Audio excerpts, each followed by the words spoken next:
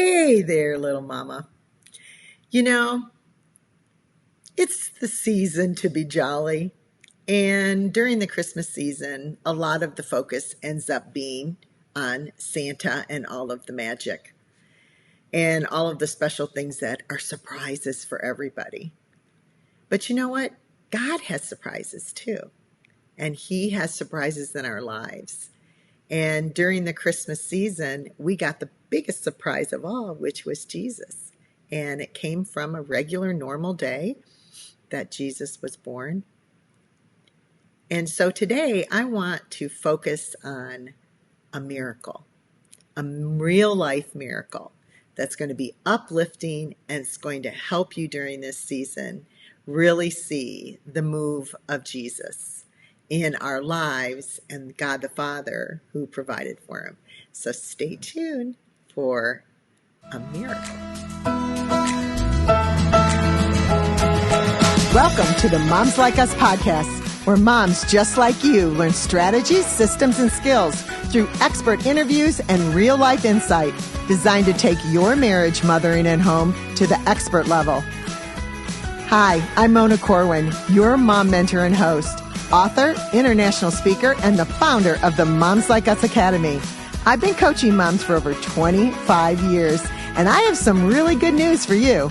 Motherhood isn't a natural talent. It's a skill, and you can learn it. You can crush it at motherhood instead of motherhood crushing you. So let's get to today's show. Today, I have as my guest, Tammy Dove, and she's as sweet as a dove. You're going to love her. But she wrote a book called When Hope Rises, and it's a perfect definition of the story that she's going to be telling us. Now, Tammy's special because she's an author, she's a speaker, and she is an advocate for those who are helping care for people that need extra care. And she has an honest and straightforward life, and she has an honest and straightforward way of speaking, and I think you're going to enjoy her. Her and her husband, Doug, live in Montana in the mountains, and I'm just a tad wondering how beautiful that is. And so she's got 2 dogs and 2 cats, and I'm excited to have Tammy on the show with us today. Let's welcome Tammy. Hey, Tammy, how are you? I am fabulous. Thank you, Mona. I'm so glad that you're here. Now, did I leave anything out of your bio? Oh, you're a certified life coach. Yep, that's probably the only other thing. That is so true. And so smart of you to do that because you not only know how to care for those who need to be cared for, but you are in the process of always helping people that are in trauma or are trying to get through the different avenues of life, but it's just darn right stressful and have had adverse things happen to them. And so your heart has always been for helping people get through things, correct? Absolutely. I've been in the medical field, for over 20 years. Not currently, but I've always just been a helper. Well, you're absolutely a helper, and I can see God using you all over the place. So I want to tell everybody your miracle story, and just to encourage these moms that in this time and in this season, that miracles still do take place, and yours is so wonderful. I loved hearing it when I met you. I just loved the story, a love story at that. And so would you tell us your miracle story? Absolutely. I'm always happy to give God the glory for what He's done for us. You know, you get into these dark places and you have these suddenlies where you don't think that you can hang on any longer. And then Jesus shows up and He leads the way. And my husband and I have known each other our entire lives, been married 40 years as of this September. And in January 3rd of 2012, I received a phone call. And so my friend Katie called to tell me that her husband, who was working with my husband Doug, had found him dead under a sheet of metal. Dan, her husband, was able to lift the 300 pounds of metal off my husband, but he was not able to hold 300 pounds up with one arm and pull 230 some pounds of my husband out with the other. But Dan remembered that he had just seen the fire department on the mill site, and so he very carefully lowered that 300 and some pound sheet of metal back onto my husband's deceased body and took off running for the fire department. And as it turns out, they were in the process of chewing the guard out for wasting their time in this call because the fire that the guard had called them for was so small it could have easily been put out with a bucket or two of water or the fully charged fire hose that was laying right there. I think it was a divine appointment orchestrated by the Holy Spirit. And so the fire department was able to get my husband's heart started without having to shock him. But he immediately started having seizures due to lack of oxygen to his brain.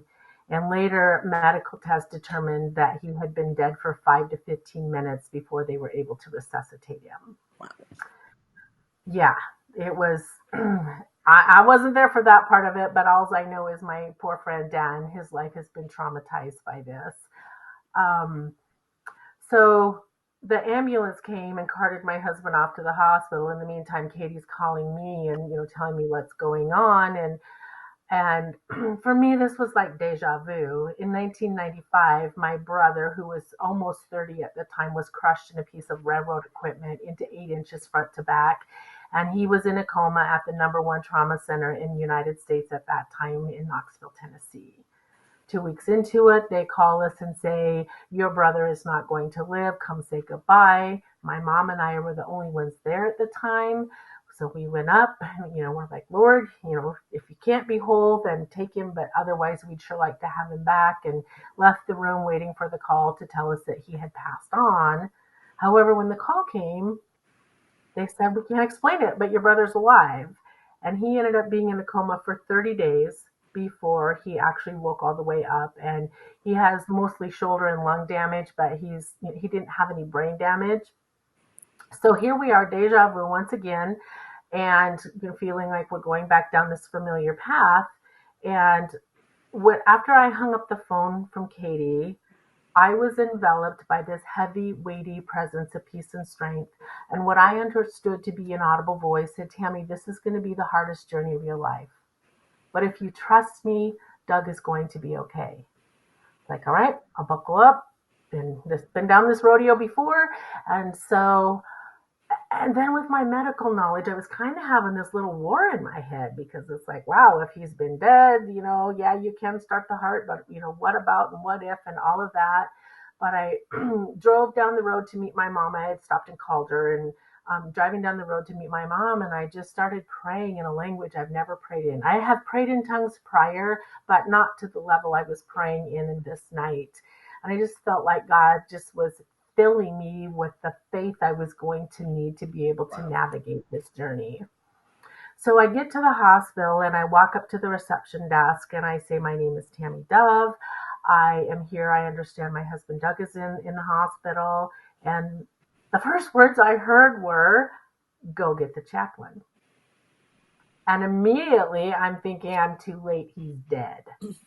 Because why else are you going to get the chaplain? Well, it was the chaplain who was the one breaking the news to me that he was still alive. He was in surgery being intubated so he could have all the breathing machines and stuff hooked up to him. And the doctors I had trained under 20 years prior as an x-ray student came and told me, you need to know that your husband is most likely not going to make it. And if by some rare chance that he manages to survive this, he will essentially be in a vegetative state for the rest of his life.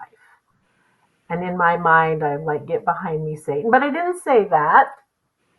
I just thought, well, we'll ride this out and we'll see what happens. And I was finally able to see him, and I said his name, and he immediately started seizing, which was a great sign. I mean, a seizure is not good, but at least he was recognizing my voice. Well, it turns out his seizures were so bad, they had to paralyze him for the first 10 days to control him before they could pump him full of enough anticonvulsants to slow the seizures down. And within that first 24 hours, I realize I'm jumping back and forth. Unfortunately, that's just part of how this comes together, unless I'm reading it from a script. But that within that first 24 hours, one of the neurologists came in to give us a second opinion because everybody else is saying there's no way he's going to make it. And just prior to the neurologist showing up, a friend, an acquaintance of ours, came to the hospital to pray for Doug, and one of his prayers was doctors with hope. So our friend leaves, the doctor shows up several hours later, and his first words were, it always disappoints me when doctors and people give up hope this early in the game. There is always room for hope. Oh, And wow. my mom and I know my mom and I looked at each other across the room and we're like, oh my gosh, this is crazy that he's saying this. Well, he walks out very optimistic that everything is going to be great. Well, 10 days into Doug's coma, this doctor walks out of Doug's room swearing because in his 30 years of experience, he'd never had a patient fail to respond as my husband was failing to respond. I turned to one of the nurses who had been so optimistic and said, well, what do you think? And she's backing away from me. And I said, I'm not asking you to diagnose. I'm asking you to tell me, in your opinion, what do you think? And she said, you're not hearing the word we're telling you. Your husband is not going to make it. And if by chance he does, he is going to be in a vegetative state for the rest of his life. You will never have the man you married back. You are essentially in living hell right now. You need to find the darkest place you can and have a really good cry. Find the brightest spot you can and figure out how to live in the middle. Oh, wow. Yeah. I'm like, okay, here we go, Lord. Because I recognized the devil was using good and gifted people to do his dirty work. And I said to her, you know what? I get it. Everything in my brain fully understands what's going on, but everything in my heart says, hang on. And until my heart changes, I ain't budging. I've drawn a line in the sand and I am not moving. And I walked out of the ICU room, and my husband's boss was standing there. And he said, how can you let these people treat you like this? And again, I said, Dave, it's the devil using good people to do his dirty work. I understand this is war. And so I left for the night.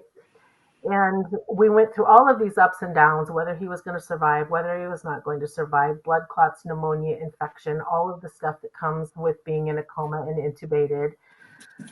And so we went through this time frame, and then I I felt 11 days into Doug's accident that we would know in 21 days whether he would live or die, as Daniel had to wait 21 days for the answer to his prayer. And I thought, well, that was really interesting. So I was finally able to sit down and read the book of Daniel. Chapter 10, verse 4 says, on the 24th day of the first month of the year, the angel Gabriel appeared to Daniel with the answer to his prayer. I've been thinking, he was hurt the 3rd of January. 21 days is the 24th. I'm not a mathematician, but that's a pretty easy one. I was like, all right, I'm going with this. I didn't tell anybody. I just pondered this in my heart, kind of like Mary did. And so the morning of the 24th of January, I go racing up to my husband's ICU room, expecting him to be awake and in his right mind. And instead, the trauma coordinator says, Doug is in a vegetative state. We don't expect any improvements. He needs to be moved to a long-term care facility. We like the one in Post Falls, Idaho. But if you want to keep him in state, you can send him to Billings, but we don't suggest it. And in my mind, I'm screaming, but God, you said, and I have trusted you. And I'm also calculating how many hours of driving over mountain passes through the snow this is going to be. And I said, no, this is not acceptable. I said, I want him here for 30 days, wanting to capitalize on the 30 days my brother had been in a coma. And she said, no, you have to decide today. And I'm like, no, I want him here for 30 days. And she said, sorry, we told you that you would have to make this decision, and today's the day that you have to make this decision. And I was like, again, I'm like, no. And she's like, no, you have to do this. We have no option. And so I go staggering out of his ICU room in complete shock and disbelief because I had so believed, I had so leaned into the word of God and trusted until I get out of ICU and the social worker meets me out the front doors of ICU and she says, well, what would Doug want? Would he want to live like this for the rest of his life? And I said, you're talking about a man whose nickname was Hercules. He was so physically strong. I said, there's no way. And ironically, we had just had the discussion days before the accident about getting our will made and all of the details and no heroics. We're all about quality of life and quantity isn't as important if we can't have the quality. And so I said, no, there's no way. And she said, well, then, exactly how she said that. Well, then you should terminate him. And I'm like, excuse me? And she said, well, yeah, you need to terminate him today because if you send him to a care facility, most likely they will not allow you to terminate him there. So you're going to have to do this today. Well, by now he's breathing on his own. He has a feeding tube in. So we're going to pull the feeding tube and starve him to death. Okay. So I'm just, trying to rationalize all of this in my brain. And I mean, I am undone. I can't even cry. And so we get together as a family, and his whole family said, you do what you think is best. And we just started praying. And that evening, we were back in his ICU room, and his asthma pulmonologist had just retired from ICU care 3 days before the event. And he came over multiple times a day to check on Doug. Even though he had been retired, he's like, this is my patient. I'm coming over. That's just the integrity of this particular doctor. And that evening he came in and he said, what's going on? And I told him, and he said, well, it's too soon to make this decision. And I said, well, that's what I thought. And he said, Doug needs to be here for 30 days before this decision is made. I'm like, oh my gosh, I can't believe it. And I'm like, well, you've got my number. And he said, I will do everything in my power to ensure Doug is not moved for a full 30 days. And as I'm saying thank you, my brother and Doug's boss are screaming at me, Tammy, he's awake, he's awake. 21 days later, almost to the hour of his accident. Wow. Wow. Yeah. It's almost like, is that the miracle?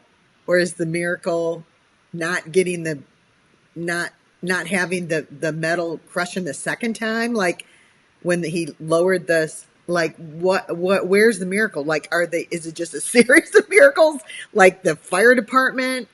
It's just was just a railroad of miracles, but you didn't see those miracles when they were happening. No, no. And ironically enough, when my mom was telling one of the nurses about my brother's miracle, the nurse said to my mom, well, your family's already had one miracle. Who are you to expect a second one? Lovely. Yeah. I don't think Well, she knew this. I'm going home now. Oh my gosh. So, Yeah. so he was awake and you went in, and did he recognize you? And Oh, absolutely, he did. He was unable to speak because even though he was breathing on his own, he still had a hole in his esophagus where they put the trach in, and oh until that's sure. closed off, you can't talk. It's a real raspy whisper.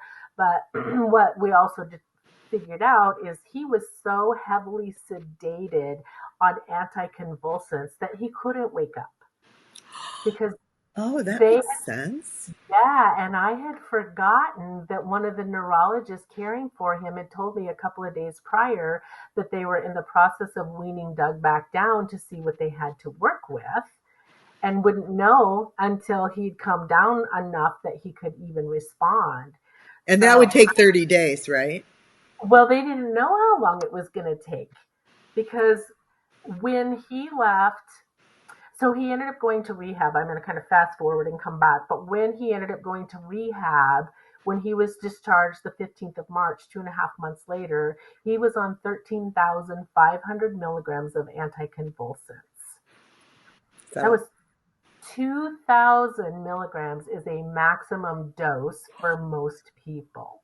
They Oh, said a horse could not function on what he was taking when he left rehab.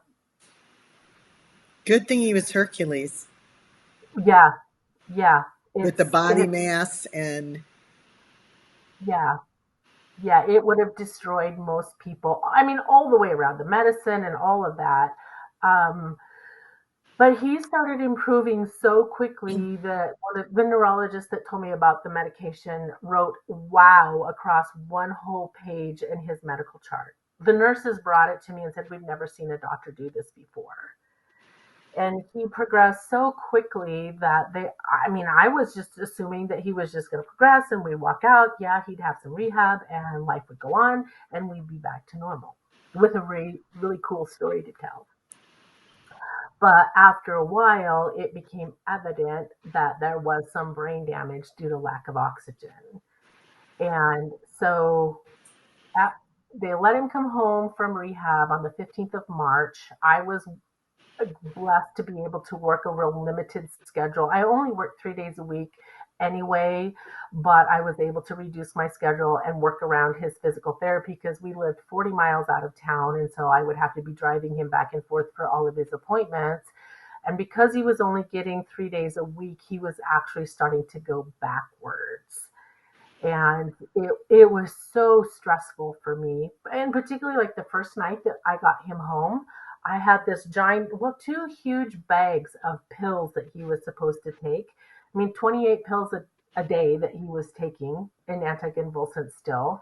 And we get home and one of the main ones is not in that prescription bag, and I'm 40 miles from town from the pharmacy. no Amazon. No Amazon, no, and medical care is 45 minutes away. I did a lot of praying, but we were able to get that enough to get him through a day or two to a small pharmacy that was only a half an hour away in one of the tiny little towns close by. And so I didn't have to drive as far because I had to load him all the way back up in the car and take him Sure, back because I couldn't leave him alone. of course. And oh yeah, yeah, yeah, my stress meter was pegged to the max. It was buried in red. And one of the days after he come home, we didn't realize he was struggling with impulsivity, where he would just get up and go do something and not be able to do it and fall. That was the other thing that we've really and still struggle with, is that it's like there's a short circuit in his brain and he'll be walking and suddenly he's on the ground and no rhyme or reason. A term drop seizures has been mentioned to us that that's possibly what's happening, and typically that's with kids. Same thing, you're walking and boom, you're on the ground. There's no warning, you don't protect yourself. So he's dislocated his shoulder so often that his shoulder joints are totally destroyed. There's no cartilage left in them. Um, but he fell that first week or two at home, he fell face forward on the hardwood floor, did nothing to protect himself, bounced his head off the hardwood, split his nose where the bone and the cartilage meet, split that wide open. There's two tiny little bones behind your eyebrows. Those were sticking out, pool of blood all over the floor. And I couldn't get to him. Had a hamburger, raw hamburger on my hands when I was making dinner, and I saw him get up, but I was afraid to say anything because his startle response was so exacerbated that any tiny little thing would make him jump. And so I didn't want to say anything to him because I thought he would fall. Well, he fell anyway as I'm frantically trying to get the hamburger off my hands to go save him. And I mean, and at that point, I just wanted to quit. I was so traumatized by the impact of his head, the thoughts of more brain damage, all of that. I just looked at him and just started bawling and just said, I can't do this. Yeah. But when I think it was that first night after they resuscitated him, I would say to God, I will do dead. I'm not going to like dead, but I will do dead. A vegetable, I don't know, but I will trust you for the grace for whatever you give me. And he has supplied abundant grace. And even on the days that I have wanted to throw in the towel and walk away, he has continued to pour in the grace. And sometimes I've had to be incredibly intentional to look for it because I was exhausted. I mean, I'm caregiving and still working, and then I end up losing my job in the process. God warns me in a dream that I'm going to lose my job 14 months prior to it happening, and it turns out to be almost exactly verbatim in the dream to what actually happened in reality. And I was then able to rest a little bit because I wasn't having to juggle both, and we still retained caregivers for him. And then once he got his workman's comp settlement, I was able to go into full-time caregiving. And even in that, that was its own miracle, is because I was working in a position hoping to get back to my x-ray machine that I had lost, and quickly found out that it wasn't going well. And I started using a lot of alcohol to cope. I was not only mentally broken, but I was also physically broken and in a lot of pain. And it became really easy to drown my pain and my grief in alcohol, and wrestled with that for quite a while. But fortunately, God has delivered me from that. And um, yeah, I don't recommend it, because what I've really learned, and a lot of people don't understand, is that alcohol just adds to the depression. And you get in this vicious cycle that you're depressed, you want to relieve the pain, so you have a little alcohol, everything's numb, you feel a lot better, but then the next day, because it's interrupted your sleep, you're not resting, and all of the chemical stuff in the brain, which is a whole nother teaching, you end up being more depressed. And so it's just a trap. So I just really want to encourage anybody that's struggling or thinking about using that to not do so. I'm here to tell you it's not a good route to take. But as I'm laying on my face one night in pain after having taken Advil and Benadryl to sleep and still not sleeping 5 hours later, I'm on my face and I say, God, I can't do this anymore. And he says, quit your job. And I'm like, right, we're $1,000 a month short of making our payments. How's this going to work? And he said to me, you trusted me to raise the dead guy. Why won't you trust me for your finances? The dead guy. Right? Did you laugh? Well, and I did, because I often tell people, for a dead guy, he's doing really well. Or as dead as he was, he's doing really well. That's adorable. You've got to bring some humor into this. That's Yes. how we survived, is we found every opportunity to laugh at our own expense that we could. Well, that's one of the things I noticed about you is that you really do have a peace and you have this pleasant face. Like you're Oh, just joyful. I mean, that's how you look. You don't look sad and drawn out. And so well, I think that's another miracle that God's done in your life. I mean, yeah. I can't even keep count in this story. The joy of the Lord is our strength. Oh my gosh, it so is. Yeah, yeah, absolutely is. And so So, how's he doing now? overall, Doug is doing well. He still falls. He still forgets. And it's interesting, the depth of forgetting ebbs and flows. There's days he can be really spot on, and whoops, there's days he can be really spot on, and there's other days that um, he forgets. I can tell him 5 minutes later, and he's like, "Now, what was this that you said about this thing?" And and so that is incredibly frustrating for me. It's exhausting, actually, having to remind him. But a month and a half ago, he has a beautiful recumbent bike, a very high end recumbent bike, and he rode it 68 miles in one day in the 95 plus degree temperature. So, I mean, physically, he's got incredible stamina. But 5 miles from the house, he said, I don't think I use good judgment because I don't feel very good. And I was really candid, and I just said, I suppose you don't. And I said, and truthfully, I said, my prayer is that you'd either make it back safe and sound, or if you had a heat stroke, that you'd just flat die, because I'm not going back down this road again.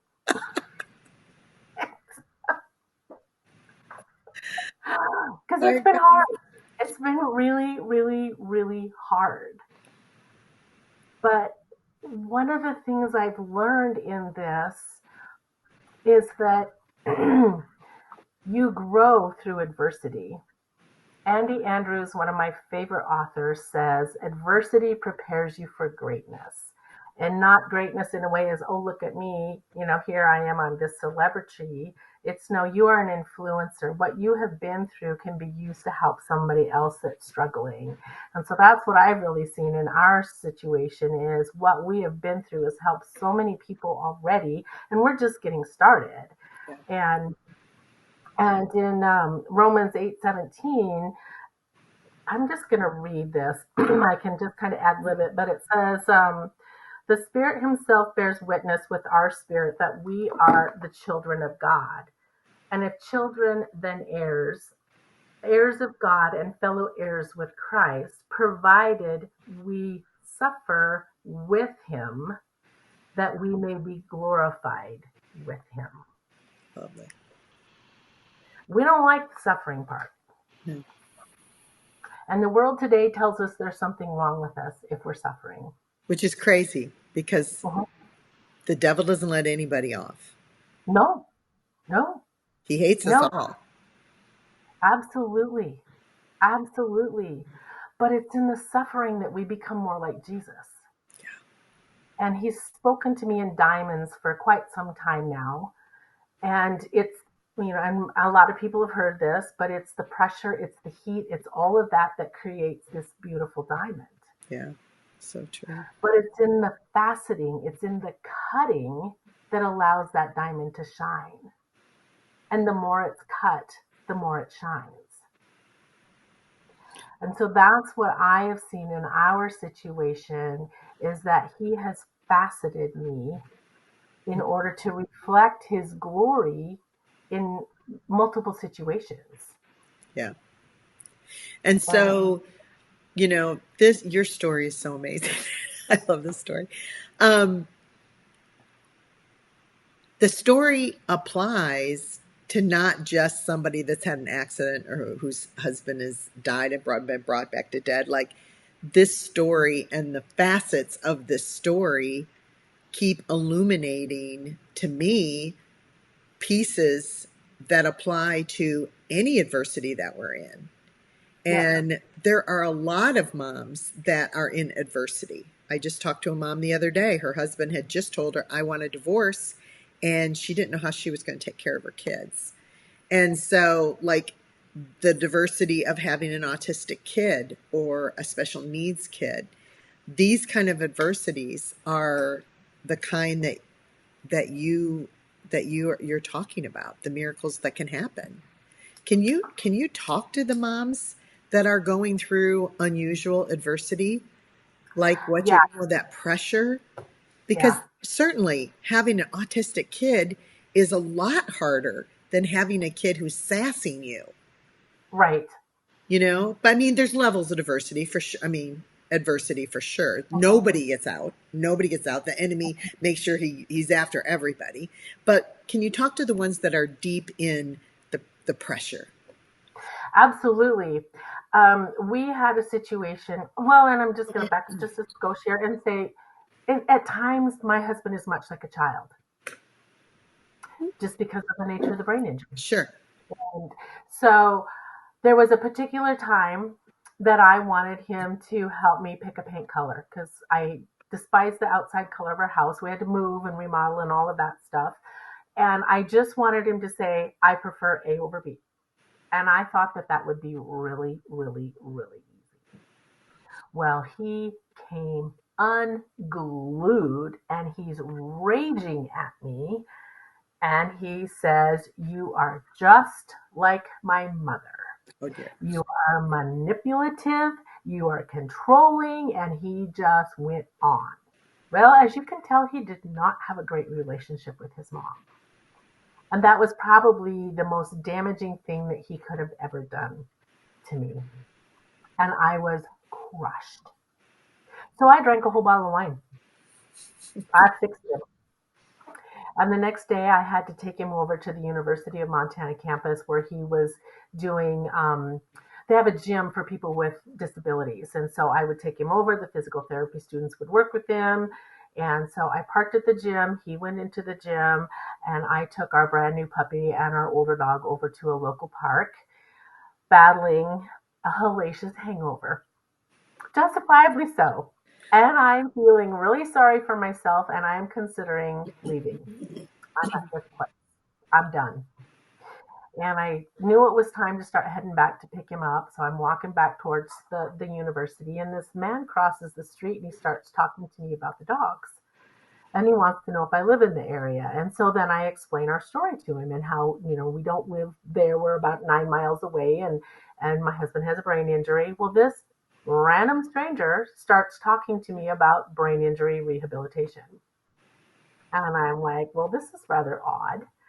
And he says, he's telling me all of these different things. And I finally look at him and said, you seem to know a lot about brain injuries. And he said, yeah, I'm a brain injury rehabilitation specialist.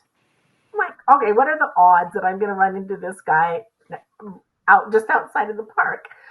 I'm just like, okay, this is crazy. Well, this man steps back and he looks at me and he says, you are not just surviving your husband's accident, you are thriving your husband's accident. I'm like, yeah, right. That's why I have a hangover from hell, because I'm flipping thriving. And I said, no, I don't think so. And he said, yeah, you are. You're thriving. And I'm like, no, I'm pretty sure I'm not. He says, yeah, you are. I see you juggling a calendar, a cake, a chainsaw, and a couple other things. But he lost me after cake and chainsaw because I was in the middle of making a wedding cake, which I had done a lot of, and my husband had run a chainsaw from the time that he was big enough to pack one. And I said, excuse me? And he said, yeah, I see you juggling a calendar, cake, and a chainsaw, and dot, dot, dot. And I'm just like, I cannot believe I'm hearing this. And then he says, well, I've got to go. Goodbye. And that was my Elroy moment. That was when God said, I see you. I know how bad you're hurting, but I want you to know you're doing a whole lot better than you think you are. And that's when I ended up starting to do some counseling because I needed the help to be able to navigate what we were dealing with. And so I just want any of you that are at that place where you're ready to throw in the towel, like I was, to know that God sees you and He has an answer. It might not be easy, but He will walk you through.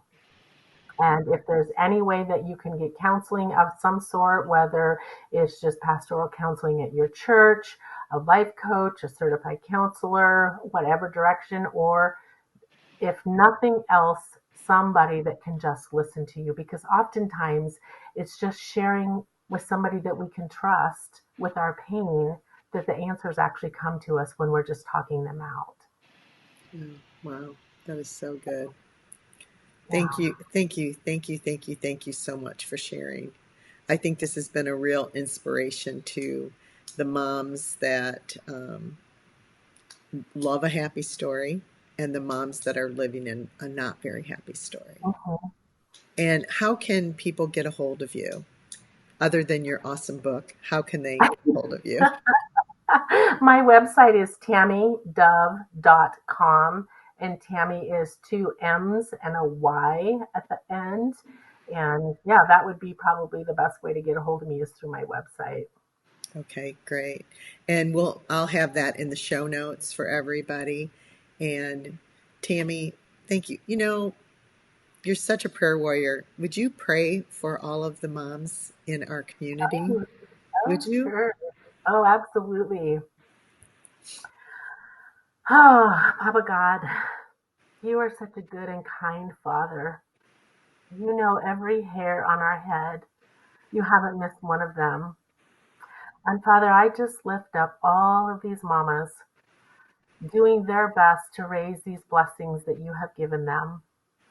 And Father, right now, I just ask that you would just take them by their face and that you would hold them so close and they would feel the amazing love that you have for them. Father, when they first looked into the eyes of that child that you gave them, let them feel that love 1,000 times reciprocated back. Papa, I'm asking that you take that love and you bore deep down into that pain and you pull it out. And Father, that you show them the better way. You show them how Jesus walked through his path of suffering, and he kept his eyes fixed on you. He said, not my will, but your will. And Father, as these mamas are wrestling, help them to know your will. Help them to know how to meet each one of those children that you specifically formed and created in their womb. God, you know the plans that you have for these children. And you partnered them with the perfect mama to pull those gifts out of them. And Father, as those mamas are pulling those gifts out of those children, I just thank you for pulling gifts out of mamas. They are going to be capable of things they didn't even know they were capable of.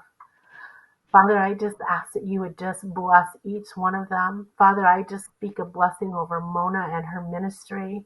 God, that you would just continue to connect her with all the women who need to hear what she has to say. Father, the gift of encouragement that you have given her, that you would just increase it 1,000-fold, Lord God. That you would just bless her as she comes and as she goes. That you would pour yourself into her in such incredible ways. God, that I just even this afternoon, that you would just give her a divine appointment with you, that you would just fill her cup to overflowing in Jesus' mighty name. Amen. Amen. Well, thanks for the extra prayer for me. I can always use it. Absolutely. You are so sweet, Tammy. Thank you so much for being here with us. Absolutely welcome. Little mamas, I'm going to talk to my moms just for a second. Sweet loves, adversity, you're going to have it. Happy isn't always an easy road, but joy can be found in everything. And, moms like us, we got to do things like this. And in the journey that you're going to have in front of you, and the journey you've already had, we need to lean on Jesus. He's the only way. He's the only way to get through. Now, Tammy and I, we can tell you, we've been there. Tammy's really been there. And we're telling you, pay attention. Listen for the voice of Jesus. Look for him in every single instance. And don't budge when he says something. Because moms like us listen to the Lord. And I will see you next time on Moms Like Us Who Think Like Us.